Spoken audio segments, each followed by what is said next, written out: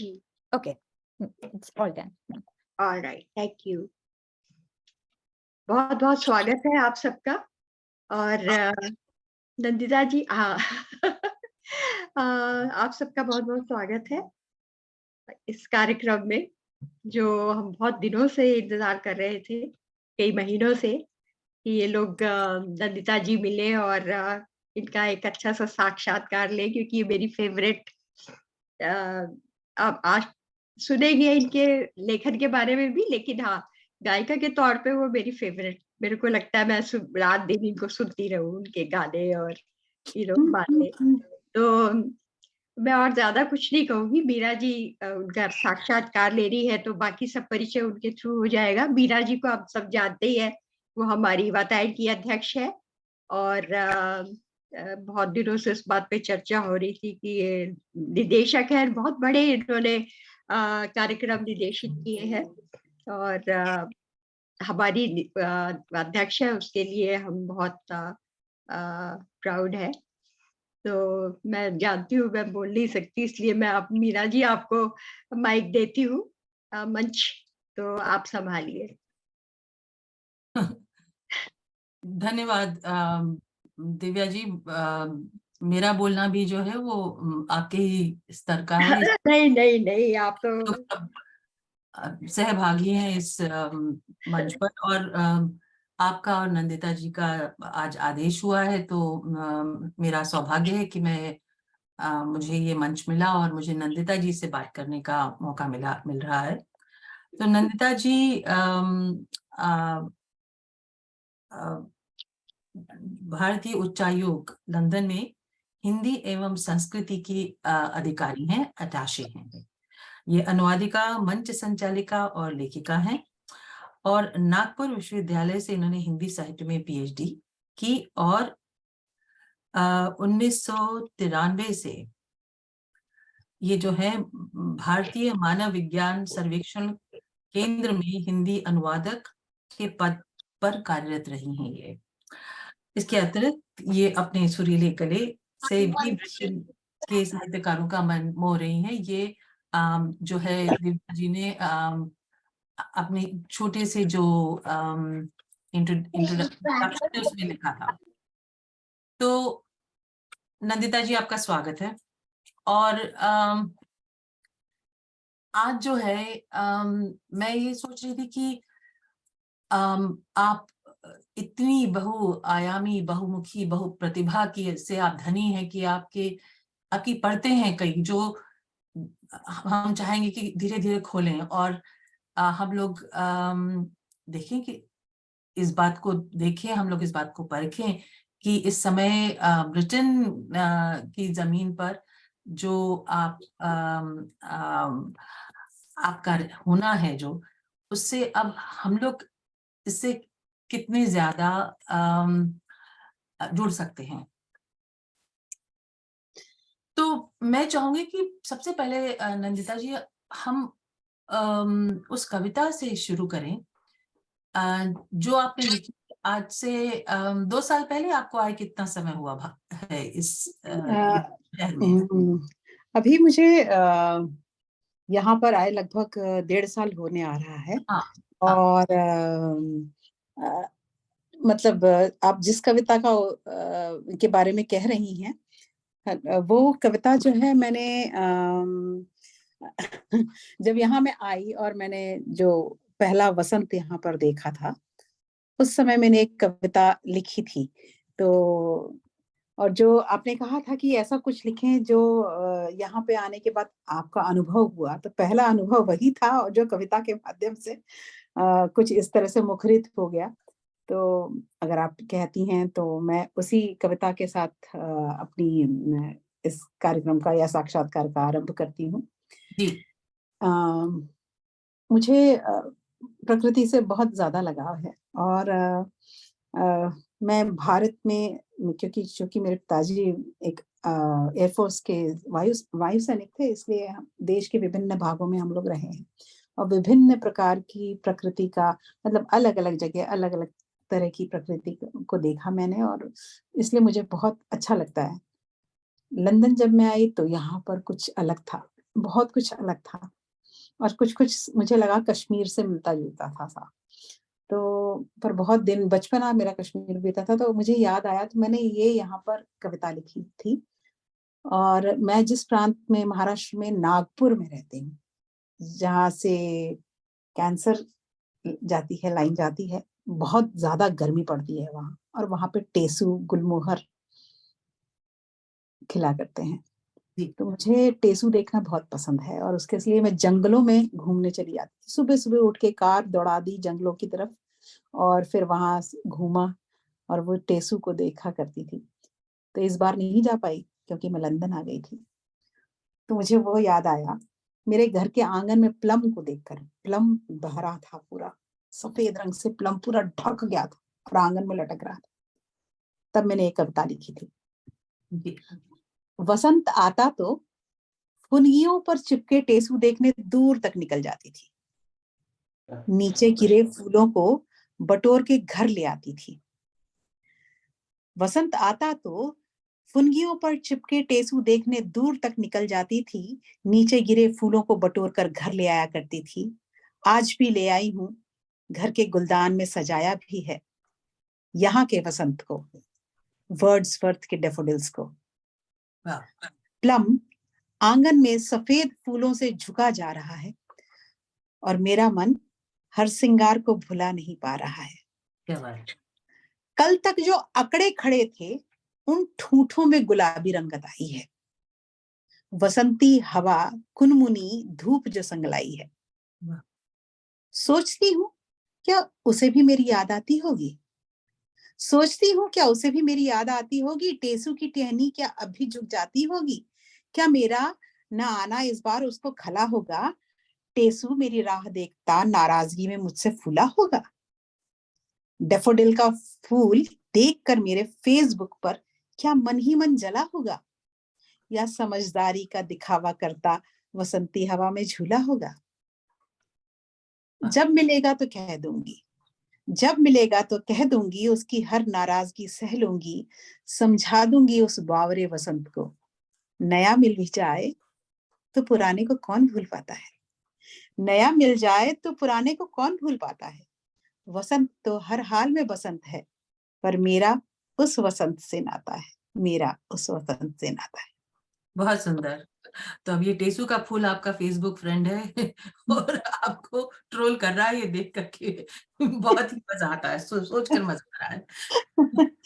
जी। तो अब आपने बातचीत में बताया, इस वक्त आपका चेहरा जो है, हाँ इसको सीधा रखिए, आप बता रही। नमस्कार, नमस्कार जी, मैं लक्ष्मण प्रसाद डेहरिया छिंदवाड़ा मध्य प्रदेश से बोल रहा हूँ।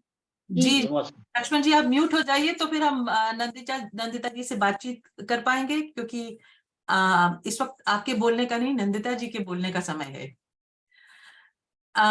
तो नंदिता जी, आपने जो भूमिका बांधी उसमें आपने एक तो कश्मीर का जिक्र किया, और उसके बाद में आपने आर्मी बैकग्राउंड का जो है किया। तो थोड़ी पृष्ठभूमि आप हमें दीजिए कि आप किस जमीन पर खड़ी हैं इस वक्त। हाँ, मैं ये कहूंगी कि मेरे पूरे जीवन पे जो कुछ भी प्रभाव है, कुछ ऐसा है कि एक आर्मी के बैकग्राउंड वाले पिता, मतलब मेरा बचपना पूरा आर्मी के कंटोनमेंट एरिया या एयरफोर्स स्टेशंस ऐसी ही जगहों पे बीता है। और मेरे पिताजी ऐसी ऐसी जगह पे ट्रांसफर होते रहे। 1971 जो मुझे याद पड़ता है, जब मैं 3 या 4 साल की रही होंगी, 1971 का वार हुआ था, और उस समय हम लोग आगरा में थे। और आगरा में वो ट्रेंचेस वाली जिंदगी, जिसमें ऊपर से बम जा रहे हैं और नीचे हम लोग गड्ढों में बैठे हुए हैं माँ के साथ, अपने दोनों छोटी भाई बहनों को लेकर, वो मुझे हल्की हल्की सी यादें हैं। उसके बाद मेरे पिताजी को 1971 के वार में ही वायुसेना मेडल घोषित हुआ, और साथ ही साथ पापा का ट्रांसफर हो गया कश्मीर, और कश्मीर चले गए हम लोग। तो कश्मीर करीब 1.5 साल हम लोग रहे, जिसमें अक्सर पापा तो हमारे साथ रहते नहीं थे, हम लोग जवाहर नगर में रहा करते थे, जिसके बारे में बीच में तो बहुत कुछ सुनना करती थी। जब मैं बड़ी हो गई थी दुख भी होता था। फिर जम्मू में रहे 6 साल तक, वहां पर मेरी शिक्षा दीक्षा केंद्र विद्यालय में हुई। और जैसा कि आप सभी समझ सकते हैं कि केंद्रीय विद्यालय में वही बच्चे पढ़ते हैं जो देश के विभिन्न भागों से सरकारी कार्यालयों के कर्मचारियों के बच्चे होते हैं, जो लगातार स्थानांतरित होते रहते हैं। तो वहाँ पे विभिन्न धर्म, विभिन्न समुदायों के लोगों के बच्चे पढ़ते हैं। तो आपको ये पता नहीं होता कि आपके बाजू में जो बच्चा बैठा है वो क्या है। बस हमारा इतना ही होता था, इतना ही हमें समझ आता था कि ये बंगाली है, ये बंगाली बोलता है, ये मद्रासी है या साउथ इंडियन है, ये साउथ की भाषा बोलता है। बाकी धर्म या जाति ये हम लोगों को भी पता ही नहीं थी।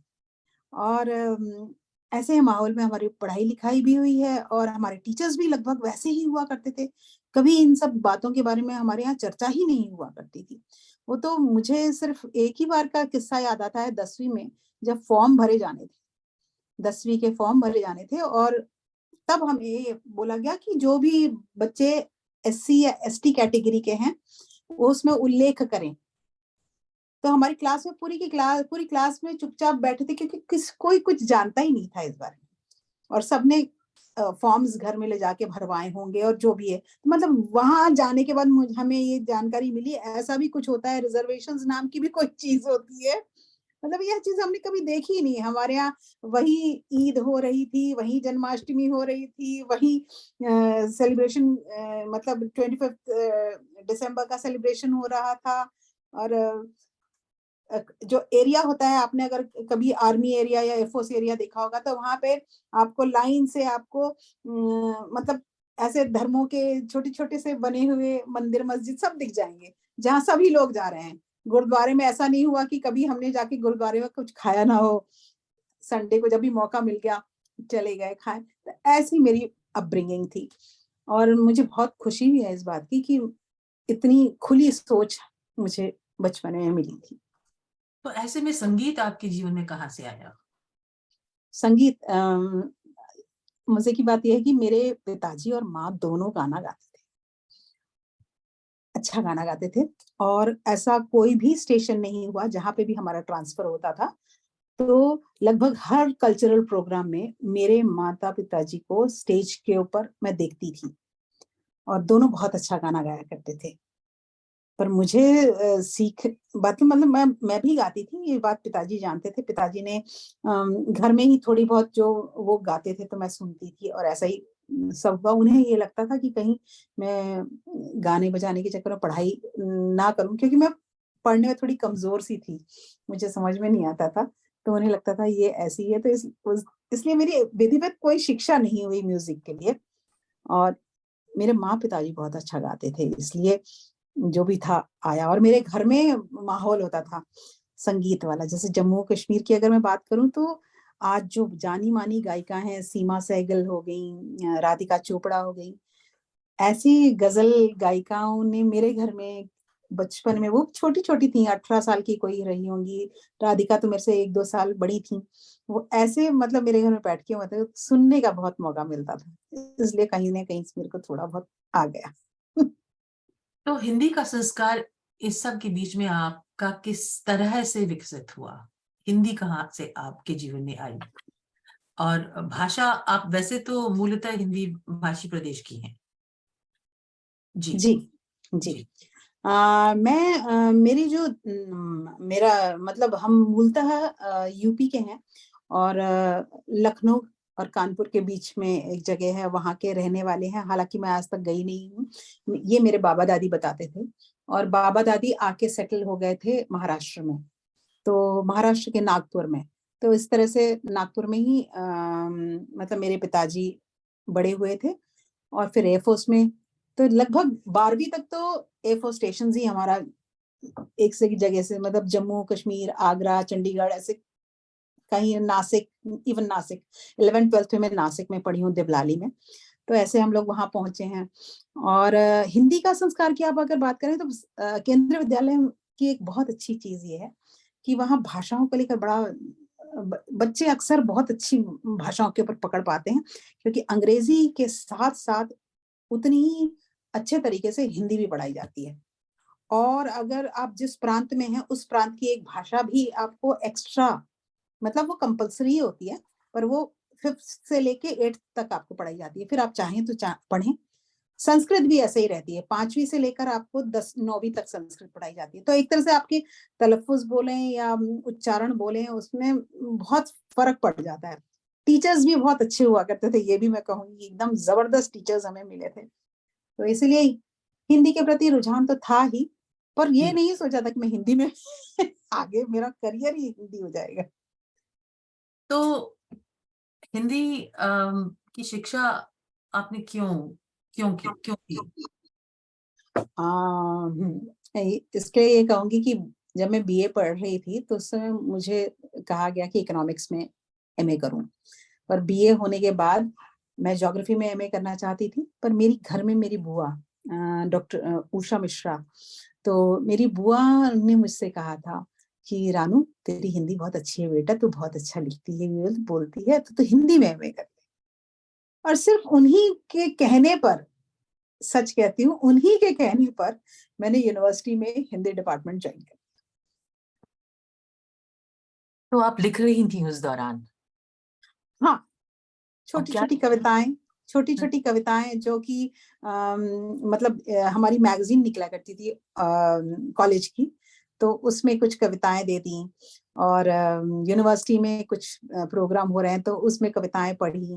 इंटर यूनिवर्सिटी कुछ प्रोग्राम्स हो रहे हैं, तो उसमें अपनी कुछ कविताएँ पढ़ी। इस तरह से छोटी-छोटी कविताएँ, जिनकी आज अगर मैं ढूँढने जाऊँगी तो वो कविताएँ भी मेरे पास नहीं हैं। मतलब लिख के कहीं छोड़ दी, याद थी, रखी थी, कुछ दिन तक पढ़ती रही। उनका मेरे पास आज के डेट में लेखा-जोखा कुछ भी नहीं है, पर लिखा करती थी। और अक्सर ये हुआ करता था कि कॉम्पिटिशन्स में भी इनाम मिलते थे मुझे। निबंध प्रतियोगिता में भी इनाम मिल जाते थे मुझे। तो कुछ इसीलिए हिंदी के प्रति मतलब मेरा जुड़ाव था शुरू से। तो आप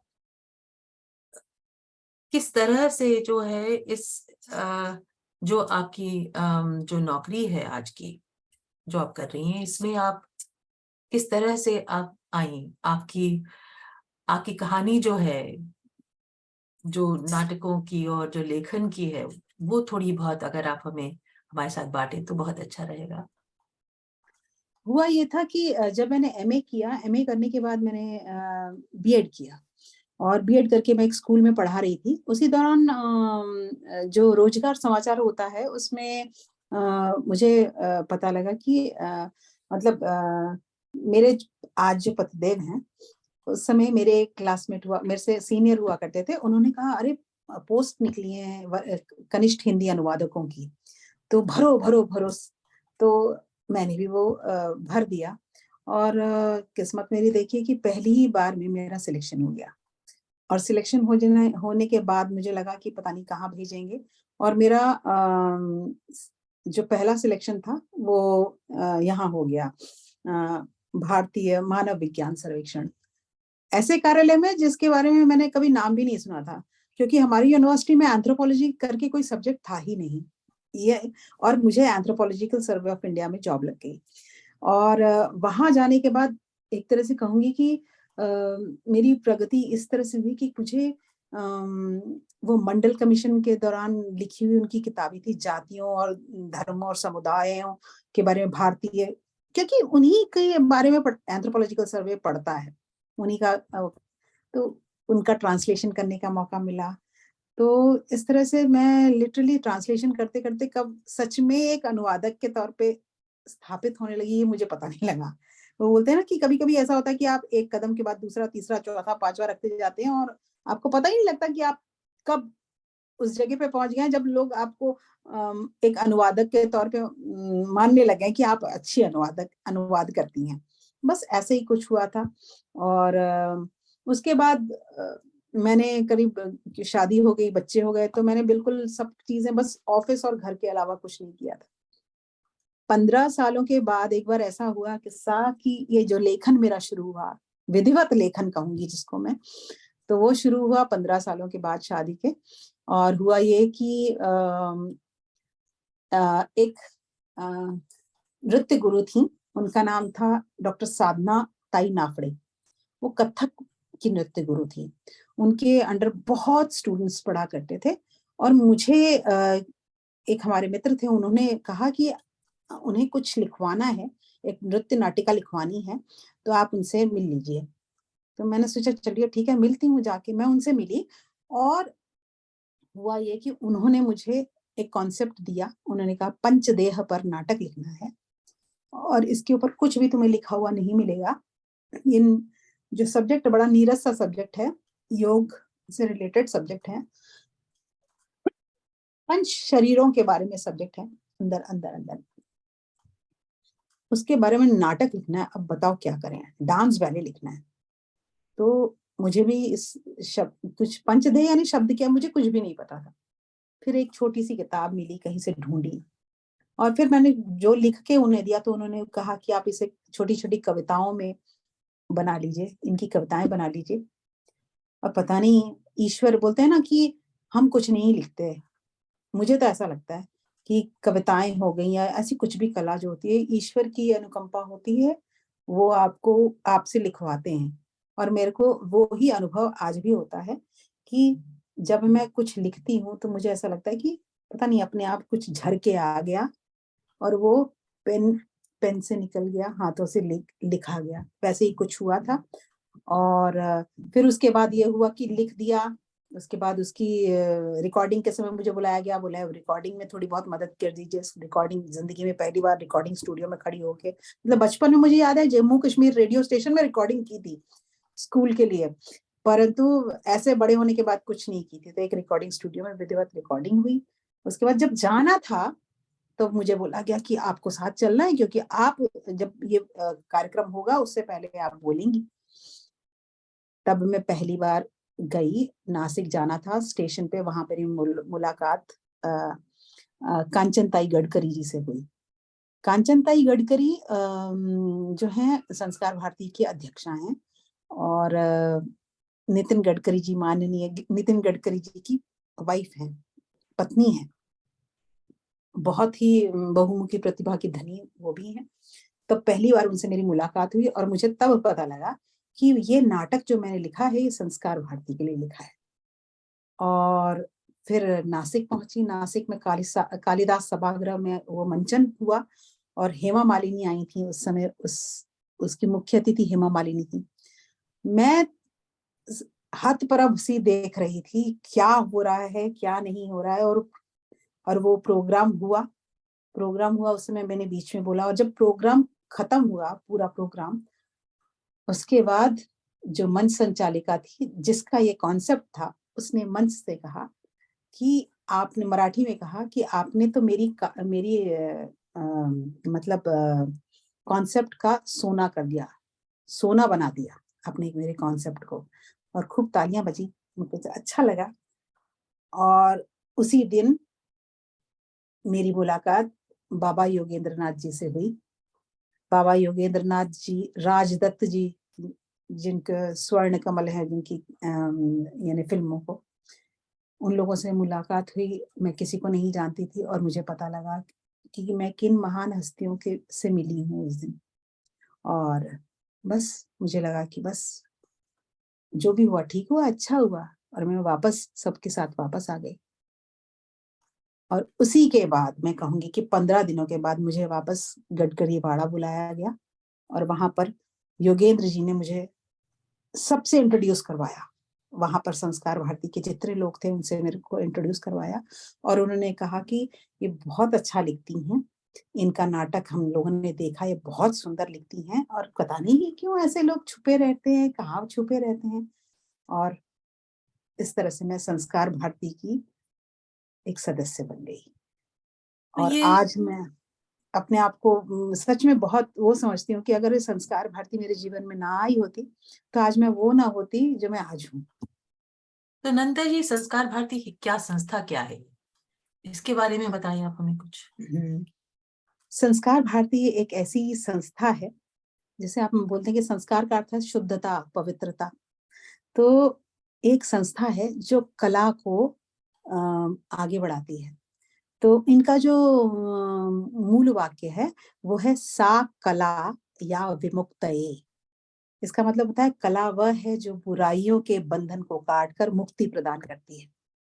और ललित कला के क्षेत्र में राष्ट्रीय चेतना जगाने के उद्देश्य को लेकर संस्कार भारती की स्थापना की गई थी। और वो लखनऊ में मतलब लखनऊ में शायद 1989 में कुछ उसकी स्थापना की गई थी।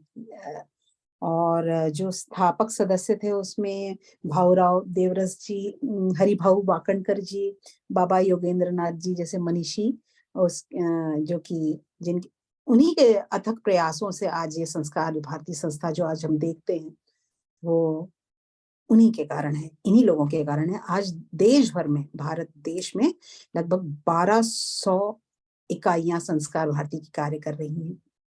और समाज के विभिन्न वर्गों में कला के द्वारा राष्ट्रभक्ति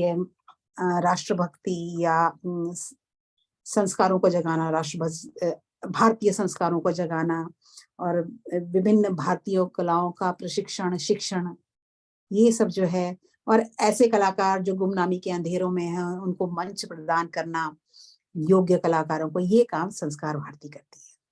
और लगभग मेन जो है कुछ 8 कलाएं हैं जो जिनके ऊपर ये फोकस करती हैं, जैसे संगीत हो गया, नाटक हो गया, नृत्य हो गया, लोक कला हो गया, चित्रकला, साहित्य, इन सबसे रिलेटेड लोग सब संस्कार भारती से जुड़ जाते हैं और संस्कार भारती इन लोगों की मदद करती है, उन्हें मंच देती है। तो संस्कार भारती के जो प्रमुख कलाकार हैं आज के समय में वो कौन हैं जिनको हम देख करके हम लोग समझ सकें कि ये कलाकार जो हैं संस्कार भारत, जैसे आपको बाबा योगेंद्र नाथ ने पहचाना, उस तरह और कितनी प्रतिभाएं हैं जो आजकल कर रही हैं अपना काम? बहुत बड़े-बड़े नाम हैं, बहुत बड़े-बड़े नाम हैं।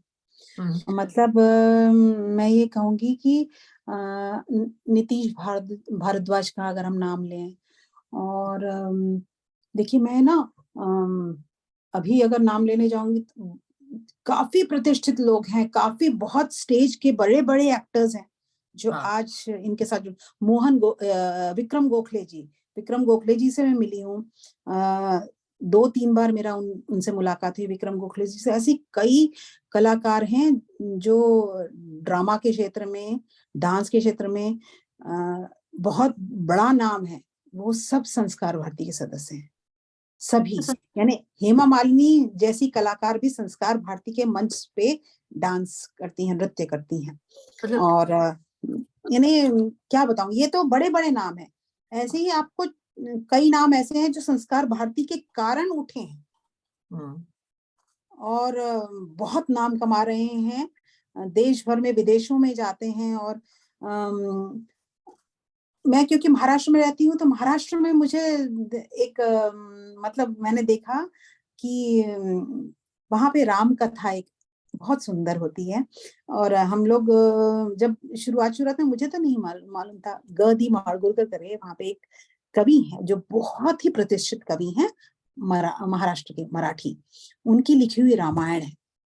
उस रामायण का मंचन होता है, गीत गायन होता है, उसी तरह से विभिन्न चीजों, मतलब मेरे ख्याल से मुझे लगता है कि कोई ये नहीं देखा जाता है वहां की कौन है, कहाँ से आया है, जहां से जो अच्छा मिलता है। मतलब गांव देहातों में लावणियां होती है ना, आप जानते हैं, तमाशे के भी कलाकार अगर अच्छे कहीं कुछ मिल जाते हैं तो उनको भी मंच पे लाने का काम संस्कार भारती करती है, लोक कला के क्षेत्र में। देखिए आपको ढूंढना जो है बाबा योगेंद्र नाथ जी के लिए एक बहुत बड़ी उपलब्धि हुई है, क्योंकि मैं तो बहुत छोटी चीज हूँ। आपके पास जो है जितना समय है आगे का, उसमें आप क्या क्या नहीं कर सकती हैं जो है समाज के लिए, भाषा के लिए और कलाओं के लिए। नंदिता जी, अब मेरा प्रश्न आपका, जो आपकी जो ये स्थिति है इस देश में, आप हिंदी और संस्कृति का विकास करने के नाम पर आप जो है आप उस पोजीशन पर हैं। अक्सर लोग जो है वो हिंदी ऑफिसर्स, जिनको हम आम भाषा में यहाँ पे कहते हैं, उन लोगों से ये पूछने में थोड़ा सा हिचकिचाते हैं कि आप कर क्या रहे हैं, यहाँ पर? आपकी नौकरी क्यों है और इससे होता क्या है? मतलब तो ये थोड़ा सा आप हमें, क्योंकि अब मुझे यहाँ बैठा दिया गया है और आपने अभी शुरू में कहा मुंहफट है, थोड़ी मुंहफट मैं भी हूँ, तो इसलिए मैं ये प्रश्न आपसे पूछ ही लेती हूँ कि ये पोजीशन जो है भारतीय उच्चायोग में, और मैं मुझे ये सौभाग्य है कि मैं जो है सरोज श्रीवास्तव जी के बाद से जितने हिंदी ऑफिसर्स हैं उनको समय समय पे मैंने देखा, और तो ये जो रोल है ये थोड़ा सा अपने आप में इवॉल्व भी होता है और समय के साथ बदलता भी है या नहीं, ये इसके बारे में थोड़ा सा आप हमें ज्ञान दे दें। एक्चुअली ये जो पोस्ट है, जैसे मैं शुरुआत में जब मैं हिंदी अनुवादक बनी तो मुझे भी समझ नहीं आया कि हिंदी अनुवादक का मतलब सिर्फ क्या अंग्रेजी से हिंदी अनुवाद करना होगा जी। पर जब मैं ऑफिस में गई तब मुझे समझ में आया कि हिंदी इम्प्लीमेंटेशन का अर्थ यहाँ पर ये है कि जैसे कि हम सब जानते हैं कि हमारे देश में असंख्य राजभाषाएं हैं, 22-23 गिनती, ठीक है। हर प्रांत की अपनी भाषा, वहां की राजभाषा है, परंतु पूरे देश को एक मंच पर लाने के लिए एक भाषा की आवश्यकता थी। हिंदी भी एक राजभाषा है, बस अंतर इतना ही है कि केंद्र सरकार के कार्यालयों में हिंदी को स्थान दिया गया है एज अ राजभाषा। तो होता यही है कि नेचुरली हम अंग्रेजों के गुलाम रहे किसी जमाने में, अंग्रेजी में ही सब काम चलता था हमारे देश का। तो सरकार का यह प्रयास हुआ स्वतंत्रता के पश्चात कि हिंदी में हमारे देश की अपनी एक भाषा हो जाएगी, तो हमारे देश का जो राजकाज है वो उस भाषा में चलने लगेगा। वहां यहाँ पे मैं ये भी कहना चाहूंगी कि हिंदी से उनका मतलब क्लिष्ट और एकदम संकीर्ण वैसी वाली हिंदी नहीं थी। यहाँ पे जो हिंदी थी वो हमारे संपूर्ण देश की क्षेत्रीय भाषाओं के जो ऐसे शब्द जो प्रचलित हैं उन सब को लेकर बनी वाली हिंदी है। मानक हिंदी, एक मानक बनाया गया, मानक हिंदी बनाएगी, उसका उपयोग वहां होना। उसमें उर्दू के शब्द नहीं होंगे ऐसा किसी ने नहीं कहा, उसमें किसी अन्य भाषा के शब्द नहीं होंगे, जो भारतीय भाषाएं उनका सारी भारतीय भाषाओं के शब्द उसमें जुड़ेंगे, उसकी डिक्शनरी को बढ़ाया जाएगा, ऐसा ही होगा। ये जब मतलब सरकार ने ये सोचा कि हिंदी को बड़ा बोलते हैं ना कि जब किसी भी भाषा को पेडेस्टल पर बिठाना है, या कोई एक लड़की है जिसकी शादी होने वाली है, वैसे तो वाकई दिन तो वो कोई इतनी सज धज के रहेगी नहीं, पर जिस दिन वो स्टेज पे होगी, दुल्हन बनी होगी, तो उसको सजा धजा के बिठाना जाएगा। तो इसके लिए सरकार ने बहुत कुछ काम किया कि उसको एक दिन जब घोषित करना था कि इस दिन से हमारी राजभाषा हिंदी होगी, तो उसके लिए काफी मेहनत की गई, सालों की मेहनत थी, डिक्शनरियां बनाई गई और बाद में जिन जिन डिक्शनरियों की आवश्यकता रहती गई उस डिक्शनरियों को ऐड किया गया, ऐसे करते गए हिंदी। पर इसी दौरान हो यह रहा था कि कहीं ना कहीं मैं ये कहूंगी कि कुछ ना कुछ हर जगह होता है ना कि एक नेगेटिविटी भी आती है, अधकचरा ज्ञान वाले भी लोग आते हैं जो अच्छे खासे बनते काम को बिगाड़ने लगते हैं, और ऐसा कुछ कुछ माहौल क्रिएट हो जाता है कि भाई बुरी है, हिंदी पढ़ना नहीं है। और उस समय कुछ ऐसा हुआ, कुछ मैं सीधे तो कोई मैं हूं नहीं इस पद पर कि मैं कुछ कह सकूं, पर यह हुआ कि लोगों के मन में कहीं ना कहीं हिंदी के प्रति विरोध आया और अंग्रेजी लोग छोड़ना नहीं चाह रहे थे।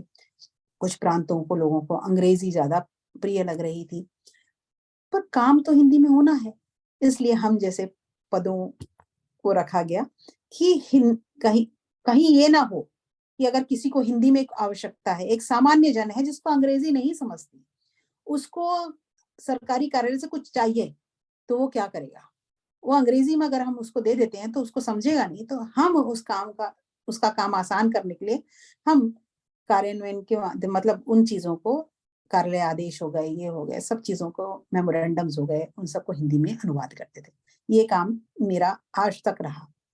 इम्प्लीमेंटेशन, उसके लिए नगर राजभाषा कार्यान्वयन समिति होती है, देश स्तर पर राजभाषा विभाग होते हैं जो कि गृह मंत्रालय के अंतर्गत होते हैं, और हम लोगों को उनके द्वारा ही चुन चुन कर विभिन्न मंत्रालयों में, विभिन्न ऑफिसेज में पदों पर लगाया जाता है।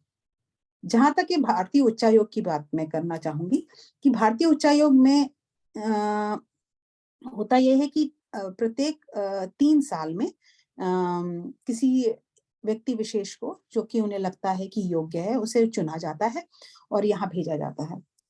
तो जब मैं यहाँ आई तो मुझे एक छोटा-सा दिमाग में मुझे यही था कि भाई वही होगा, थोड़ा-सा और बड़ा होगा आयाम इसका, यही सोचा। पर यहाँ आने के बाद जब मैंने पोस्ट का नाम देखा, उसमें है हिंदी एवं संस्कृति। तो हिंदी एवं संस्कृति, और यहाँ पे आने के बाद मुझे पता लगा कि हम यहाँ आने के बाद, जैसे उस समय क्या था, हम देश में रहने वाले लोगों के साथ जुड़े हुए थे। यहाँ पर आने के बाद हम विदेशों में बसे हमारे देश के लोगों से जुड़ने वाले हैं। हमें यहाँ के इंडियन डायस्पोरा के साथ जुड़ाव करना है, उनसे मिलना है और उनके बीच में हमारी भारतीय संस्कृति, जहाँ पर भी जिस तरह से भी क्या होता है ना कि आप लोग इतने सालों से यहाँ आ गए हैं, तो आप इस देश के भी हैं और उस देश के भी हैं। आपके अड़ोसी-पड़ोसी किसी मतलब दूसरे-दूसरे देशों के हैं, तो आपके ऊपर जो प्रभाव होगा, वो प्रभाव कैसा होगा? एक बहुत बड़ा प्रभाव होगा कि इतने सारे देश के लोग मिले हुए हैं उस जगह पर। आप अपने आप को, अपनी संस्कृति को दिखाने की कोशिश कर रहे हैं, तो उसमें कुछ और एक्स्ट्रा ऐड ऑन्स होंगे। तो यहाँ पर आने के बाद वो भी हमको देखने को मिल रहा है। और भारतीय उच्चायोग का मुख्य काम ही ये है कि इंडियन डायस्पोरा को अपने साथ जोड़ना। तो यहाँ पर आने के बाद मुझे पता लगा कि हमें मुझे हिंदी वालों जो हिंदी मैं हूँ, हताशे हिंदी और संस्कृति, उसे समन्वय अनुभाग के अंतर्गत रखा जाता है, कोऑर्डिनेशन विंग के अंतर्गत। कोऑर्डिनेशन विंग का काम इंडियन डायस्पोरा के साथ जुड़कर काम करना है। और यहाँ पर आने के बाद बस यही काम मेरा रहा कि हिंदी इम्प्लीमेंटेशन तो करना ही है, मतलब यहाँ की जितनी भी हिंदी के लिए कार्य कर रही संस्थाएं हैं, उनको जोड़ना है, उनके साथ उनके कार्यक्रमों में सहयोग करना है, संभव हो तो दिल्ली तक उनकी बातें पहुंचाने का काम करना है, और संस्कृति की ये सांस्कृतिक समुदाय हैं, उनको भी जोड़ने का प्रयत्न करना है। तो ये कुछ एक्स्ट्रा काम था और यही हमें यहाँ करना है, जो कि भारतीय उच्चायोग सबके लिए करता आया है सालों से। मेरे से पहले वाले भी करते रहे होंगे, ऐसा मैं मानती हूँ। नंदिता जी, आप बहुत अच्छा काम कर रही हैं और आशा है कि आप हमारी वातायन के जितने कार्यक्रम हैं उनको भी लोगों तक उनके विषय में जानकारी पहुंचाएंगी। तो यहाँ आकर के अब पिछले 1.5 साल में आपको क्या लगता है, आपकी क्या उपलब्धियां हैं यहाँ पर, और अगले जो 1.5 साल हैं उसमें आप क्या क्या लेकर जाएंगी यहाँ से? अगर 3 हो सके आप 6 साल के लिए हो जाए यहाँ तो और अच्छा रहेगा, एक्सटेंशन हो जाएगी। लेकिन अभी जो है ये बताइए कि आप ये अनुभव आपका जो है इंग्लैंड में कैसा रहा है आपका? किसी भी नए जगह आना, और मेरे लिए तो मैं तो ये कहूंगी कि जिसने कभी देश के बाहर कदम ही नहीं रखा, वो सीधे लंदन में आ जाता है। और मैं तो ये कहूंगी कि मैंने तो अपने देश में भी, मतलब मैं प्रमोशंस ही नहीं लेती थी। मुझे ये लगता था कि मैं शहर नहीं छोड़ना चाह रही थी अपने बच्चों के कारण, अपने परिवार के कारण। पर हालांकि मुझे दुख होने लगा था आखिरी में कि मैंने पूरा सब कुछ लगा दिया यहाँ और मैं कुछ कर ही नहीं पा रही हूँ। और ये कहूंगी कि ईश्वर की कृपा मुझ पर हुई कि इतने लोगों के बीच में मेरा सिलेक्शन हो गया। और सिलेक्शन होने के बाद जब मैं यहाँ आई, पूरा नया माहौल था। यहाँ समझने में ही मुझे 6 महीने बीत गए। शुरुआती 6 महीने तो मुझे ये यहाँ की काम करने का जो तरीका है, हर कार्यालय में ऐसा ही होता है कि आप जाएँगे, हर कार्यालय में जाएँगे तो नोटिंग ड्राफ्टिंग में भी काफ़ी कुछ बदल जाता है। तो यहाँ पर आने के बाद वो भी मैंने देखा कि काफ़ी कुछ था अलग, और 6 महीने के करीब तो मुझे समझने में ही लगा। मुझे सबसे अच्छा ये लगा कि मुझे अधिकारी अच्छे मिल रहे थे। सबसे अच्छा चीज़ यही मिनिस्टर कोऑर्डिनेशन, फिर उसके बाद में यहाँ आई तो मिनिस्टर कोऑर्डिनेशन नारंग साहब थे। उसके बाद डीएचसी हमारे जो हैं, वो भी बहुत हिंदी को लेकर रुचि उनमें बहुत ज़्यादा है, वो पटना के रहने वाले हैं। ऐसे ही मेरे और एक और अधिकारी जो कुछ यानी मिनिस्टर नारंग जाने के बाद मेरे अधिकारी बने, शशि भूषण जी, वो भी हिंदी पे बहुत पकड़ रखते हैं। तो मुझे बहुत मज़ा भी आती थी, कभी मेरी गलतियाँ निकाली जाती थी तो मैं सोचती थी चलो कम से कम लोग पढ़ते तो हैं, नहीं तो ये होता था कि भाई हमने लिख दिया, उन्होंने आगे खसका दिया, ऐसा होता था। यानी इंटरेस्ट ही नहीं लेते थे। पर यहाँ पे मैंने ये चीज़ देखी कि गलतियाँ उसमें से भी वो ढूँढते थे कि अच्छा यहाँ पे कुछ है, यहाँ पे कुछ है। तो ये चीज़ मेरे लिए बहुत अनुभव की रही।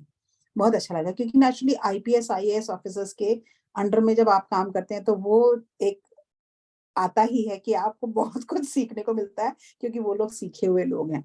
और यहाँ आने के बाद फिर उनके माध्यम से जो कुछ मैंने सीखा, मैंने अपने आगे जो लोग मुझसे मिलने आते थे उनको भी मैंने समझाने की कोशिश की कि मैं कहाँ तक आपकी मदद कर सकती हूँ और किस तरह मैं आपकी मदद कर सकती हूँ। और भारतीय उच्चायोग क्या-क्या करता है आपके लिए, तो आप लोग एकदम से मतलब नेगेटिव अप्रोच लेके मत आओ। कोशिश करो थोड़ा समझने की, क्योंकि है तो ये भी सरकारी कार्यालय, इन्हें भी सभी को ऊपर जवाब देना है।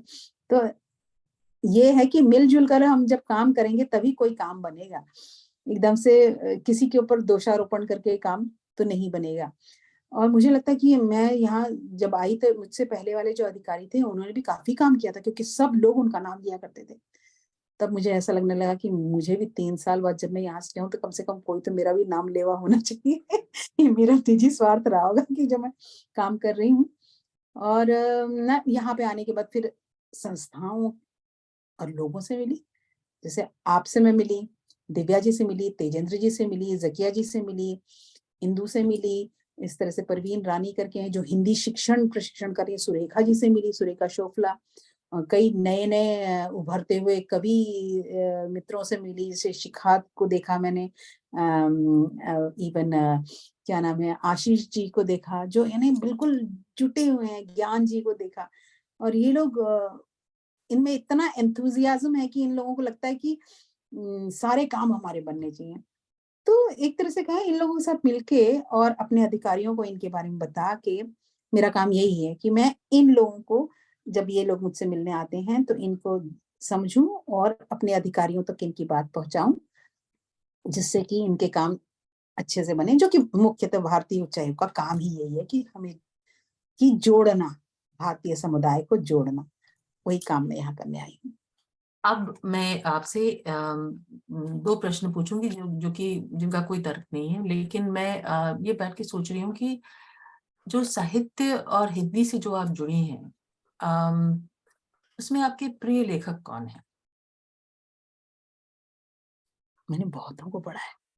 मुझे आपके प्रिय साथ लेखक की अगर मैं बात करूँ ना, प्रिय चल लेखक की कौन बात करूँ, कौन चल रहा है? सबसे ज़्यादा जो मुझे मुझे छूती थी, जब मैं बहुत किताबें पढ़ा करती थी, तो शिवानी, अमृता प्रीतम, मोहन राकेश के ऊपर मैंने पीएचडी की। हालाँकि डिसर्टेशन एमए में डिसर्टेशन के लिए मुझे सब्जेक्ट दे दिया गया था मोहन राकेश के कथा साहित्य में, आधुनिक युग बोध का अनुशीलन। तो बाद में उसी को मैंने पीएचडी के लिए उसी को बड़ा कर लिया और फिर मैंने पीएचडी भी उसमें की, तो मोहन राकेश को पढ़ा। अ, अभी नए लेखकों में ज़्यादा पढ़ती नहीं हूँ, पढ़े भी नहीं मैंने, क्योंकि मौके भी मुझे मिलने बंद हो गए बाद में, मतलब ऑफ़िस और घर के काम। पर पुरानी किताबें तो एक ज़माने में मैं कीड़ा हुआ करती थी। लाइब्रेरी में जा के किताबें लेके आना, किताबें बदलना और खूब कहानियाँ पढ़ना। प्रेमचंद, ये सब लगभग मैंने मानसरोवर पूरा पढ़ा है, हरिवंश जी को मैंने पढ़ा है। कहानियाँ बहुत पढ़ी हैं, उपेंद्र नाथ अश्क जी को पढ़ा। ये कहूँगी कि बहुत पढ़ा है। हमारे तो हिंदी साहित्य का तो कोई, अब क्योंकि मैं हिंदी वाली हूँ इसलिए बोल रही हूँ। साहित्य तो ऐसा संसार है, अथाह सागर है कि आप कितना भी पढ़ लो तो भी पूरा नहीं पढ़ पाओगे। बिल्कुल। और लिखने वाले अभी भी हैं, बहुत अच्छा-अच्छा लिख रहे हैं। फिर भी वो पुरानी किताबों में ना एक बात ही अलग है, पुराने लेखकों में बात अलग है। मुझे याद आता है निराला की कविता, आबे सुन वे गुलाब जो पाई तूने रंगो आब, क्या बात खून चूसा। हम लोग उस समय जब हमारे टीचर्स भी ऐसे थे ना कि जो समझाते कुछ इस तरह से थे। और उसी तरह सुभद्रा कुमार चौहान जब बोलती हैं कि एक कदम्ब का पेड़ अगर माँ होता यमुना तीरे, मैं भी उस पर बैठ बन कन्हैया बनता धीरे धीरे, ले देती यदि मुझे बांसुरी तुम 2 पैसे वाली, किसी तरह नीचे हो जाती है कदम की डाली। क्या सुंदर, मतलब ऐसा लगता है जैसे आपके आंखों के सामने एक चित्र उभर रहा है और आप वो चित्र देख रहे हैं, है ना? भिक्षुक, निराला की भिक्षुक, यानी निराला ने तो ऐसा कर दिया था एक ज़माने में, जब एमए कर रही थी तो उस समय निराला की कविताएँ, सरोज और ये सब ऐसा लगता था कि यानी कितनी तकलीफ़ें, कितने गम और फिर भी ये फक्कड़ इंसान ने ऐसी ज़िंदगी बिताई, कभी ₹2 रखा नहीं। वो एक महादेवी जी ने जो निराला जी के बारे में लिखा है वो पढ़ा था, कि उन्होंने कई बार सोचा कि चलो मैं इनका हिसाब-किताब रख लिया करूँगी, इनके पैसे का हिसाब-किताब। तो ऐसे हमारे पास लेखक थे। जयशंकर प्रसाद, कामायनी पढ़ने गए हम लोग। मुझे तो कामायनी समझी ही नहीं जब मैं एमए कर रही थी, क्योंकि हमारे टीचर कहते थे, शर्मा सर, कि ये तुम जो मैं पढ़ा रहा हूँ, इसके अलावा भी इसके तुम्हें बहुत अर्थ मिलेंगे। बिल्कुल। तो तुम इसको जितनी बार पढ़ो, उतनी बार नए अर्थ लेके बैठोगी। तो इसलिए जब-जब पढ़ो, जब मन करे तब पढ़ो और अपने-अपने अर्थ निकालो। तो मैं तो कहती हूँ कि हमारा जो ये साहित्य संसार है, बहुत बड़ा है, जितना पढ़ो कम हो जाएगा। बस ऐसे ही लिखा पढ़ा तो और नंदन जी, खुद अब आपकी आगे की क्या महत्वाकांक्षाएं? अब हमारे पास एक 10 मिनट के करीब है। दिव्या जी ठीक है? 10 मिनट और है कि समय समाप्त हो गया है? समय अनम्यूट समाप्त हो गया। अनम्यूट करें आप। दिव्या जी, आप सुनाई नहीं दे रही हैं मुझे। नहीं, मैं तो इंतज़ार कर रही थी कि कब मुझे एक गीत सुनाए नंदिता अच्छा, जी। तो ठीक है। तो नंदा जी के गीत तो होंगे ही बिल्कुल। तो ठीक है, मुझे आप अब अंत में ये बताइए कि आपकी महत्वाकांक्षाएं जो जीवन के साथ, साहित्य से, भाषा से जुड़ी हुई, परिवार से जुड़ी हुई, आपके परिवार के बारे में तो बातचीत ही नहीं हो पाई। आप जो है, क्या आप भविष्य क्या सोचती हैं? आपके क्या सपने हैं? अगर जो है उनके साथ में फिर अगर आप एक जो है अपनी मनपसंद का एक गीत सुना दें हमें। ज़रूर, बिल्कुल। मैं परिवार के बारे में ज़रूर बताना चाहूँगी। मेरे पतिदेव डॉक्टर महेंद्र कुमार साहू हैं, जो कि भारतीय कृषि अनुसंधान परिषद में क्लास 1 ऑफिसर हैं, वरिष्ठ अधिकारी हैं, राजपात्रित। मेरा बेटा है जो कि प्रोफेशनल फोटोग्राफर है और बहुत ज़बरदस्त, यानी कलाकार ही कहूँगी कि फ़ोटोग्राफ़ी भी कलाकारी से कम नहीं होती। बिल्कुल। और वो बहुत इसके अलावा वो उसके कार डिटेलिंग का बिज़नेस है। बहू है मेरी और एक शीतल नाम की, जो बहुत प्यारी है, जिसके भरोसे पे मैं ये घर छोड़ आई हूँ और लंदन में हूँ और मेरा घर वो सँभाल रही है। इन दिनों सब लंदन आए हुए हैं। और मेरी एक नातिन है छोटी-सी, जो 1.25 साल की है। उसका नाम भी हम लोगों ने चुन के ही रखा है। मैंने ही रखा है, मैं तो कहूँगी, अभिषिक्ता उसका नाम रखा है मैंने। और मेरी बेटी है अपराजिता, जो साइकोलॉजी में अभी मास्टर्स करेगी। ये मेरा परिवार है और निश्चित रूप से मेरे पतिदेव ने मेरा बहुत सहयोग किया है। मतलब शादी के बाद 15 साल बाद मैंने कहा ना कि जब मैं घर से निकली तो उन्होंने कहा था, ठीक है, अब मैं तुम्हें किसी चीज़ के लिए नहीं रोक रहा हूँ। मुझे लगता है कि नहीं, तुम्हें रोकना भी गलत होगा। और उन सच कहूँगी कि काफ़ी सारी चीज़ें होती हैं ना ज़िंदगी में, कि आपको अगर कोई इतना भी कोई कह दे कि ठीक है हम घर सँभाल लेंगे, तो उस क्योंकि मेरा एक समय ऐसा आ गया था कि इतने कार्यक्रम हुआ करते थे कि शाम के समय हफ्ते में 3 से 4 दिन मैं शाम के समय घर पे नहीं होती थी। ऑफ़िस से सीधे स्टेज या प्रोग्राम्स के लिए चले जाया करती थी। तो उस समय घर का रख-रखाव करने का पूरा जो एक तरह से दायित्व बच्चों को देखने का पतिदेव ने सँभाला और उनके सहयोग बिना ये सब संभव नहीं था। और जहाँ तक मैं समझती हूँ कि मैंने नाटक लिखे, मतलब कॉन्सेप्ट राइटर मैं रही हूँ और काफ़ी सारे नाटक मैंने लिखे हैं जिनको मंचित किया गया है राष्ट्रीय स्तर पर।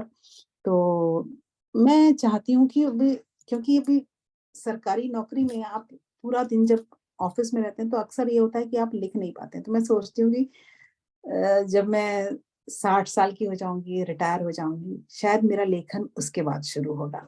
क्योंकि मेरे पास तब भंडार रहेगा अम, यादों का और समय रहेगा बहुत सारा, ईश्वर ने दिया तो। और तब मैं जरूर लिखूंगी। और इतने आप जैसे यानी ऐसे लोगों से मैं यहाँ पर मिली हूँ लंदन में आने के बाद। मुझे तो लगता था सिर्फ अंग्रेजी ही अंग्रेजी सुनाई पड़ेगी, पर यहाँ आने के बाद मेरा तो पाला इतना सुंदर सुंदर भाषा बोलने वाले, मतलब क्षेत्रीय ता से जोड़ के भी हिंदी बोलने वाली इतनी प्यारी प्यारी भाषाएं मैंने सुनी है। मुझे तो मजा आता है यहाँ पे वो काम करने के लिए। और आप लोगों के साथ जब मैं मिली तब मैंने सोचा कि यहाँ आने के बाद मुझे बहुत कुछ मिला है। अब मैं आपको लोगों को क्या दे के जाऊंगी ये तो मैं नहीं जानती, पर आप लोगों ने जो कुछ मुझे दिया है तो मुझे लगता है कि एक किताब तो शायद इसी की बन जाएगी। वाह, जी अ, की प्रतीक्षा रहेगी। और हम्म, नंदिता जी अब जो है हमें वो गीत सुनाएं जो आपने आज के लिए चुना है। एक्चुअली आज वैसे मुकेश जी का गीत गाना चाहिए था आज 15। यहाँ पर मुझे आज लग रहा है कि मैं लता मंगेशकर जी का एक गीत गाती हूँ जो बहुत प्यारा है। ममता फिल्म का गाना आपने ममता फिल्म आपको सभी को याद होगी, और उसका एक गीत है जो बहुत सुंदर गीत है, और वही मैं आप लोगों को यहाँ सुना देती हूँ। रहे ना रहे हम। गीत मजरू सुल्तानपुरी जी का है और संगीत रोशन का, और गायिका लता मंगेशकर थी। हमारे देश में ना सच में एक बड़ा प्यारा सा मेल रहता है गीत संगीत और एक, यानी क्या कहें, जब हमें बटे हुए लोगों की बातें सुनती हूँ तो मुझे बहुत आश्चर्य होता है, जहाँ पर इतना सुंदर मेल होता है और इतने सुंदर गीत लिखे जाते हैं, रचे जाते हैं, संगीतबद्ध होते हैं। तो मैं आपके सामने प्रस्तुत कर रही हूँ ये गीत। एक ही पैराग्राफ गाऊंगी। रही न रही हम महका करेंगे, बनके कली बनके सबा बागे वफा में, रही न रही हम। सुनाई दे रहा है? जी, बिल्कुल। जी। जी जी। रही न रही हम महका करेंगे, बनके कली बनके सबा बागे वफा में, रही न रही हम। मौसम कोई हो इस चमन में रंग बनके रहेंगे हम की राम। चाहत की खुशबू यूं ही जुल्फों से उड़ेगी, फिजाओं या बहारम यूं ही झूमते यूं ही झूमते हिलते रहते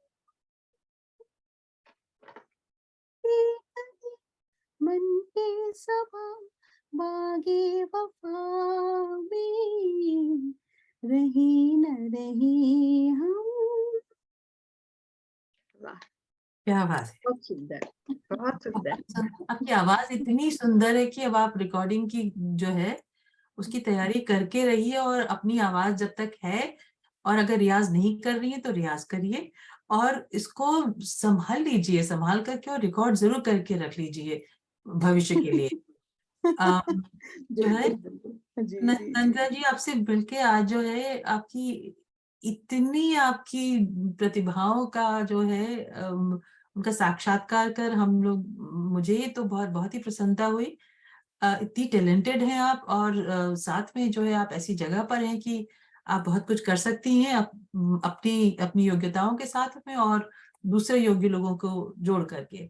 तो बहुत बहुत धन्यवाद। और इसके बाद अब मनोज जी आएंगे।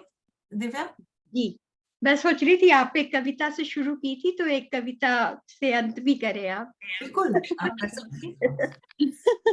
शुरुआत तो आइस ब्रेकर थी, इसलिए मैंने सोचा कि आप नहीं, हाँ बहुत सुंदर कविता थी वो। हाँ और बिल्कुल। आ, अच्छा, कविता की ही बात हो रही है तो सुनाती हूँ आपको कविता। ये मैंने कविता लिखी थी सफलता की ओर। कई बार जीवन में ऐसा होता है ना कि आपको लगता है कि अब कुछ नहीं है, अब कुछ नहीं होगा। तो कुछ ऐसा ही शायद मेरा उस समय मनस्थिति कुछ ऐसी ही रही होगी और मैंने अपने आप को ऊर्जा देने के लिए, अपने आप में उत्साह भरने के लिए एक कविता लिखी थी कि बैठ के ऐसी खिड़की के बाहर देख रही थी, कुछ सोच रही होंगी और उसी समय ये शब्द जो निकले वो मैंने लिख लिए थे और वही कविता है। खिड़कियों से झांको, खिड़कियों से झांको, झांको बाहर को, दूर तक फैले आसमान पर बनाओ बादलों का घोंसला। खिड़कियों से झांको, झांको बाहर को, दूर तक फैले आसमान पर बनाओ बादलों का घोंसला। यह जानते हुए कि कुछ भी स्थायी नहीं, ये जानते हुए कि कुछ भी स्थायी नहीं अच्छा लगेगा। देखो दूर से उड़ के आते हुए पंछियों को, सुनो पास से गुजरते हुए उनका कलरव, मिठास उनके स्वर की भर देगी तुम्हारा मन। कुछ क्षणों को सही पर खिड़कियां ये मन की खोलो। बड़े तेजी से तुम्हारे सपने, बड़े तेजी से तुम्हारे सपने यथार्थ के संग जोड़ी बनाए तैर जाएंगे आंखों में और अगला एक कदम तुम्हारा भी निकट हो जाएगा तुम्हारे लक्ष्य से और तुम बढ़ जाओगे उस सफलता की ओर, और तुम बढ़ जाओगे उस सफलता की ओर। तो झांको खिड़कियों से, क्योंकि ये देंगी तुम्हें ऊर्जा उस आसमानी लक्ष्य को पाने की, सफल हो जाने की। बहुत अच्छे, बहुत बहुत खूब, अच्छे, बहुत बहुत अच्छे। तो आप इसी तरह से सफलताओं की सीढ़ियों पे चढ़ती रहें और आपकी खिड़कियां खुली रहें और हम सब लोग भी जो हैं उससे प्रेरित होकर के अपना काम करते रहें। नंदिता जी आपका बहुत बहुत धन्यवाद। और मनोज जी अब आप चाहें तो आप पधार सकते हैं। पधार चुका हूँ, आपके मुखारविंद से अपना नाम सुनकर बड़ा आह्लादित हो रहा हूँ मैं। बहुत बहुत धन्यवाद। आज की संगोष्ठी अत्यंत महत्वपूर्ण रही है, जिसमें डॉक्टर नंदिता साहू तथा मीरा मिश्रा कौशिक के बीच अंतरंग बातचीत हुई, विशद बातचीत हुई है।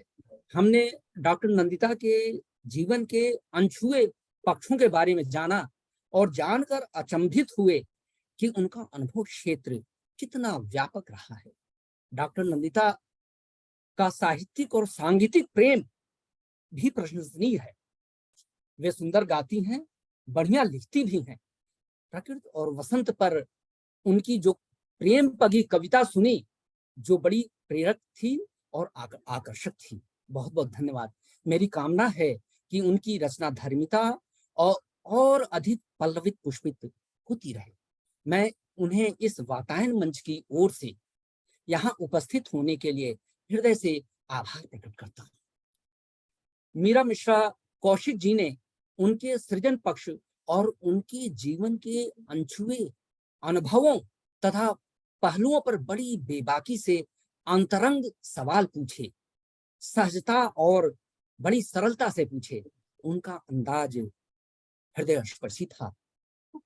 उन्हें भी मैं वातायन परिवार की तरफ से हार्दिक धन्यवाद देता हूं।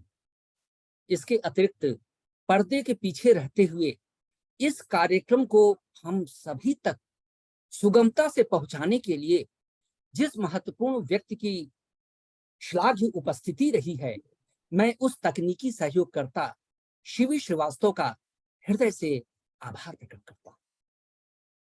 ऐसी संगोष्ठियों की सफलता का श्रेय हमारे श्रोताओं और दर्शकों को भी जाता है। जितनी बड़ी संख्या में उनकी उपस्थिति होती है, कार्यक्रम को उतना ही सफल माना जाता है। यूट्यूब और जूम के माध्यम से जुड़े हुए सभी श्रोता दर्शकों का मैं हियतल से कृतज्ञता ज्ञापित करता हूं। उन्होंने चैट बॉक्स में अत्यंत विशेषज्ञतापूर्ण और सुरुचिपूर्ण टिप्पणियां की हैं, जो हम सभी के लिए बेहद उत्साहवर्धक होती है। इस मंच पर उपस्थित भाषा, साहित्य, संस्कृत कला के पिपासुओं का भी मैं आभार प्रकट करता हूँ। धन्यवाद। बहुत बहुत धन्यवाद। अगर किसी को कुछ, अब इसके बाद तो प्रश्न पूछना वो मैं भूल गई थी। यदि किसी को कुछ पूछना हो या बात करनी हो तो थोड़ा हम 5 मिनट और ओपन जी, रखें, तो कृपया बात करें। रिकॉर्डिंग आप रोक के बात नहीं, रिकॉर्ड। हम ऐसे ही करते हैं, अच्छा, क्या पता बहुत काम की बात निकल आए। जी, जी।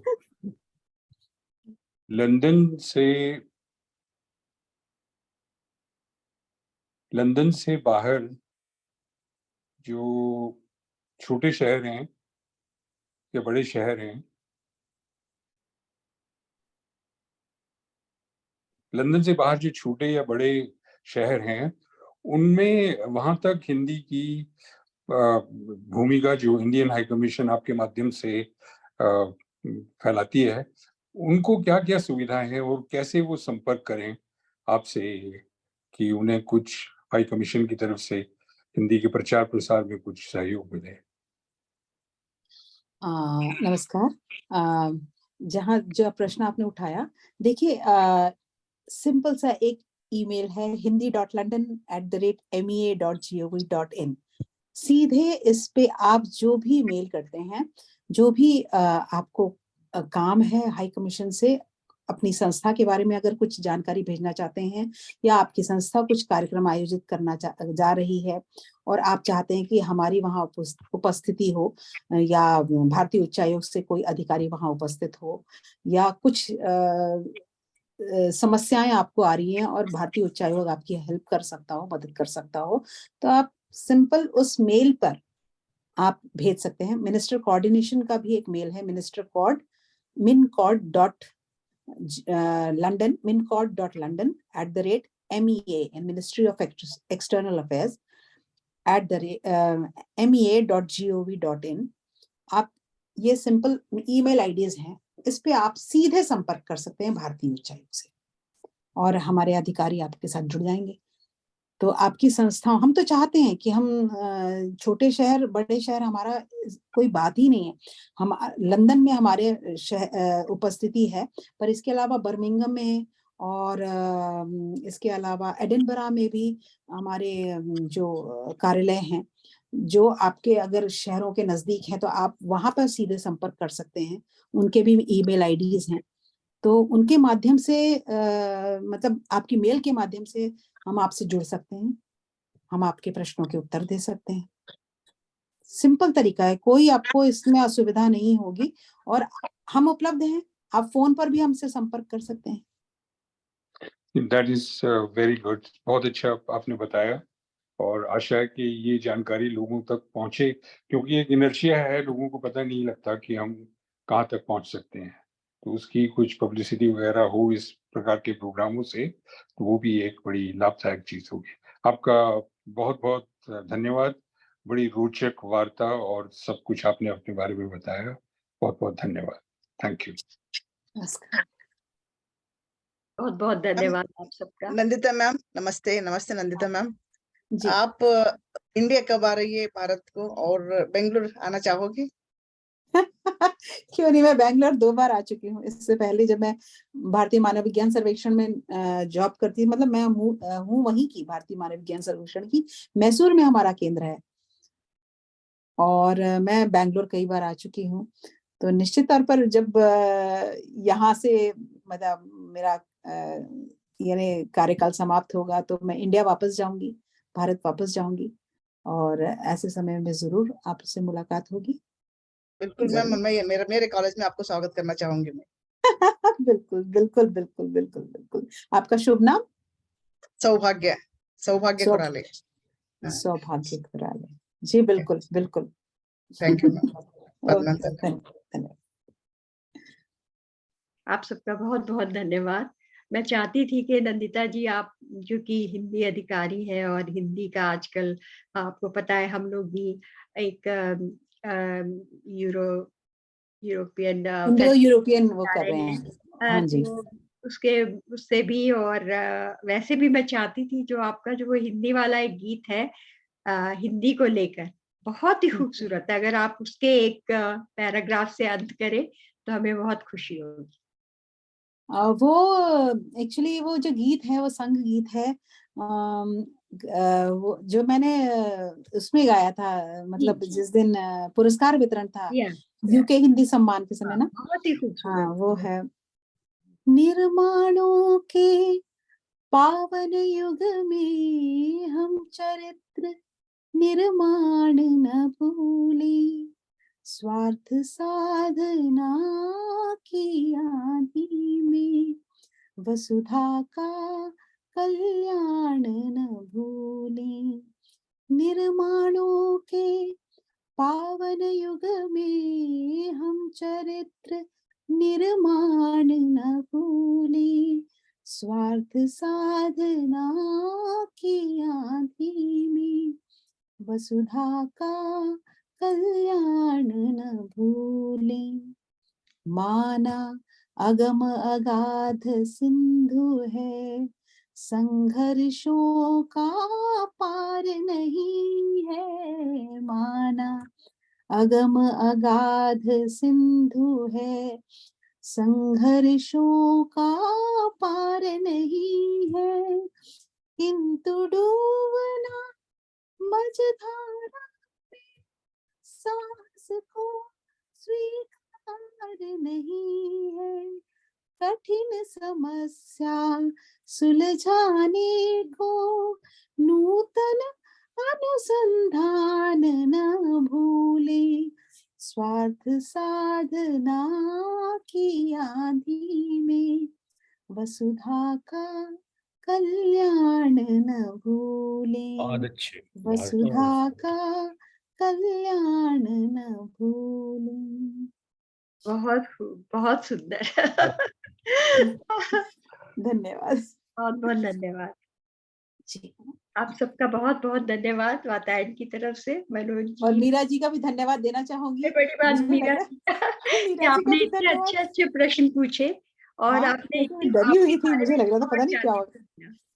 तो और अगली आपका बार भी धन्यवाद, आपका भी धन्यवाद हाँ, मेरा दिव्या जी। सबसे बड़ा धन्यवाद कि मैं पीछे लगी रही कि आप मुझसे कि बात करनी। आपने ऐसा सोचा और आपने मुझे कहा, और मैंने उस समय सोचा था कि मैं क्या करूंगी, क्या बोलूंगी, क्या हूं मैं। परंतु मुझे आत्मविश्लेषण का थोड़ा बहुत मौका मिला। और मीरा जी ने आज प्रश्न बड़े सिंपल सिंपल पूछे, उसके लिए मीरा जी का भी बहुत धन्यवाद। सभी का धन्यवाद, वातायन बहुत परिवार सहज का बात, धन्यवाद। बहुत सहजता से बात हुई, बहुत खूबसूरत बात हुई।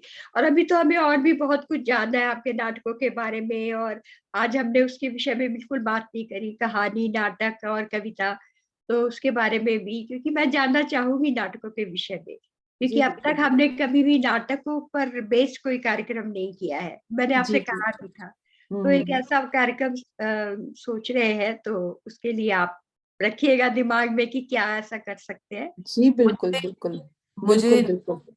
मुझे नंदिता जी ने बताया कि उन्होंने कम से कम 40 या 50 नाटक लिखे हैं। नहीं, 40 से 50 नहीं है, 40-50 नहीं है। वो छोटी छोटी एकांकियां थी, वो कुछ है, हाँ, उनको मैं ऐड नहीं करती हूँ। बड़े नाटकों को अगर मैं देखूंगी तो 6 या 7 हैं जिनको अच्छा, अच्छे मंचों पर लिया गया है। 40 या 50 जो छोटे छोटे नाटक है, मतलब छोटी छोटी चीजें थी जो बचपन से जो लिखती रही थी, या नुक्कड़ नाटक, उनकी मैं गिनती ही नहीं कर रही थी। नहीं, नुक्कड़ नाटकों का तो बहुत महत्व है, क्योंकि हमें अनिल जी जो है और नरेश शांडिल्य, उनका भी एक ग्रुप था, तो वो लोग बहुत नुक्कड़ नाटक किया करते थे, और मुझे बहुत पसंदीदा है मेरी जो वो विधा है। तो हाँ उसके विषय में भी हमें बात करना चाहिए, जो हम लोग करते नहीं, मालूम नहीं क्यों वो कहाँ गायब हो गए।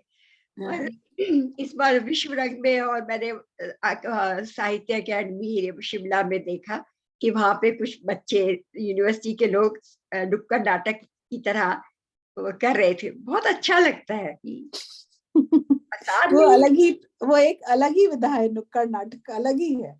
है। बहुत तो अच्छा अगली लगता है। बार फिर हम इसके जी विषय में जरूर बात करेंगे। जी आप जी सबका बहुत बिल्कुल बहुत धन्यवाद। विदा बिल्कुल लेते हैं। बिल्कुल, धन्यवाद।